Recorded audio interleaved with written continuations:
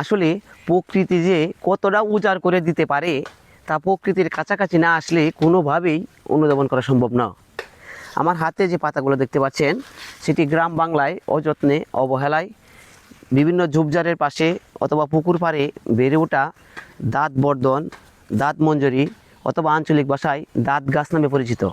অর্থাৎ আমাদের শরীরে বিভিন্ন ফুট ফাঁসরা এবং দাউদের চিকিৎসার ক্ষেত্রে এই পাতা মহৌষধ হিসাবে ব্যবহার হয়ে আসছে।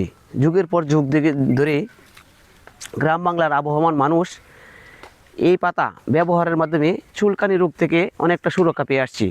আমি যদি আজকে আপনাদেরকে এই অযত্নে অবহেলা পুকুর পাড়ে দাঁত গাছের যে একটা বাগান গড়ে উঠেছে সেটা দেখাই। দাঁত গাছের যে ফুলগুলো এই মুহূর্তে হলুদ, কাঁচা হলুদের যে একটা রঙিন আভা, সে আভাটা কিন্তু এই মুহূর্তে ফুলের মধ্যে বিরাজ করছে। পাশাপাশি এটার যে ফুলের পাশাপাশি ফলের কলিও আমরা দেখতে পাচ্ছি। কিছুদিন পরে হয়তো এই কলি ফুটে বীজ বের হবে, যার রোপণের মাধ্যমে আমরা এর বংশ বিস্তার করতে পারি।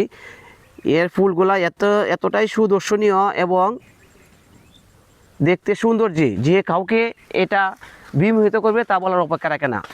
বিশেষ করে বেশ কয়েক কিলোমিটার দূর থেকেও এই ফুলের যে রং যে কাউকে আকর্ষণ করতে বাধ্য। এই দাঁত গাছ আমরা রোপণের মাধ্যমে এবং এর সঠিক প্রয়োগের মাধ্যমে আমরা আমাদের পারিপার্শ্বিক জীবনের ছোটোখাটো সমস্যা সমাধান এবং এর সঠিক প্রয়োগের মাধ্যমে ভেষজ উদ্ভিদের ব্যবহার বাড়ানোর দিকে আমরা আগামী দিনের বাংলাদেশকে সম্ভাবনাময় এক দেশে রূপান্তর করার প্রয়াস পেয়ে থাকি।